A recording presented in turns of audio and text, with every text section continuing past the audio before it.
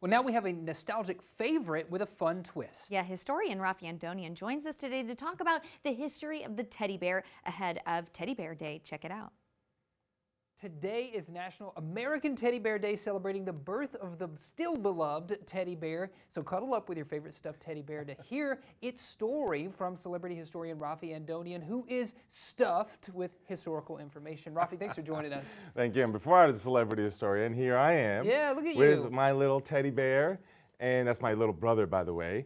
And here's the actual teddy that bear same from teddy the bear. photo there. You even can see the Wow. little mark in the front over there. Yeah. And that teddy bear there, my great aunt made on the right side. So when you look at it, you kind of have my childhood teddy bear, and my great aunt made it from my birth, me as a little Wow. kid, hanging out with the teddies. You know, interesting you say the teddies, right? The Yeah. name Teddy. What really happened with Teddy Roosevelt and He the went on a bear? hunting trip, not Okay. terribly far from here. He went down to Mississippi, and there was a border dispute between Mississippi and Louisiana because the river moves around.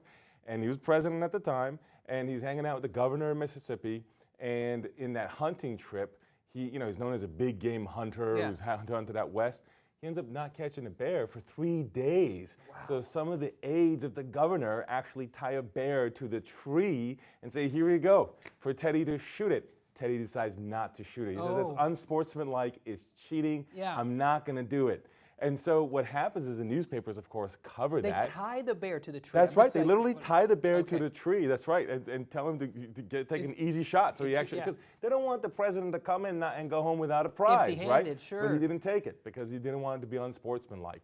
And so the newspapers covered his story, not always positively, by the way. It was kind of seen as, well, here's this big game hunter, and he doesn't do that, or he's also kind of seen as indecisive in some ways. Interesting, okay. In fact, the original teddy bear cartoon that depicted him in the bear as a teddy bear that we come to know was actually kind of a metaphor for the indecisiveness that he had about the border situation. So it wasn't always positive, believe it or Interesting. not. Yeah, it changed later on. And by the way, that cartoonist who did it Yeah. later went on, not for his work on the teddy bear, but later went on to win the Pulitzer, believe it or Wow, not. okay. That's right. And his son also won the Pulitzer. So talk about like political cartoon family. He did thousands of cartoons. But this one is the one that lives the longest. Lots of is what I history would there. say. I love Yeah, that. Yeah. When did the teddy bear become so popular?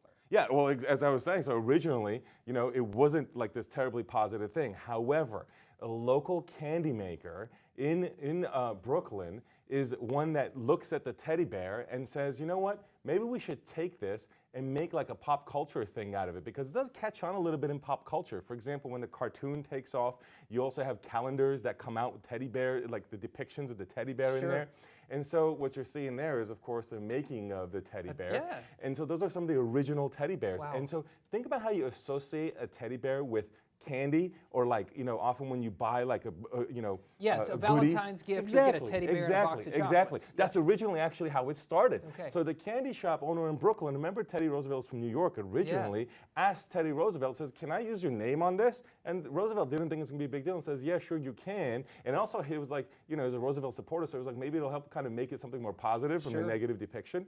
Of course, became a big hit. In fact, the guy went on to start a toy company. That toy company was around into the 1980s. Wow. Made many toys that you know one of the most famous ones it later invented? What? The Rubik's Cube. The Rubik's Cube. Same so company popular. that started with the teddy bear, believe it Okay. or not. So you're saying that teddy bears weren't really a thing before Teddy Roosevelt and That's the right. bear incident? There is no such thing. There There is no such thing. But it shows up over and over in cartoons over time, not just in the famous depiction of the hunt, Yeah. but it shows up in other places to represent Teddy Roosevelt himself. Okay. Sometimes it was next to Roosevelt in the cartoon, representing kind of his sidekick. Sometimes it was actually on the other side of a political opponent, including when Teddy Roosevelt left office, to represent kind of a counter emotion. So it comes up again and again in both political cartoons, and then of course in pop culture as it becomes a toy and it becomes a huge thing. But there is no teddy bear before this hunting trip. Wow. And would you say that's how Teddy Roosevelt's legacy has been shaped by the teddy bear? That's right. So remember, these are the days before Earth Day. So it's not necessarily seen as an amazing thing. However, in the years since, I think it helps see him as sort of the conservationist president. The guy, for example, contributed big time to national parks, added national parks to the system. Sure, it was a yeah. different system back then, but also it was under his presidency that we had the Antiquities Act, which allowed the executive, which he was the president at the time, to just by executive order create federal lands. That's how we've gotten a lot of national parks. Yeah. So he's known as the conservation president. And remember, before he was on this hunting trip, he had gone out to the Dakotas, done many ranching and cattling that he had done. At some point, he had served as a Cattlemen's Association president, and in fact had published a lot on hunting and fishing and cattle grazing. Man. And so as a result of that, he was known for that. And one of the things he warned about in his publications, overgrazing in the late 19th century. It turned out to be correct. So he had this conservation ethic that was both sort of him as a cattleman and as president that weaves throughout. So him not shooting the bear, not only I think speaks to his integrity because he thought he was unsportsmanlike, Sure. but also it becomes this conservation symbol as well because he wasn't just going to take the life of wildlife if it was unfair. I don't know how you stuff all of that history into that head of yours, but thank you for coming Thank on you. and filling us in with some history of the teddy bear. We appreciate it. Celebrate National Teddy Bear Day. Grab your teddy bear and hold it close.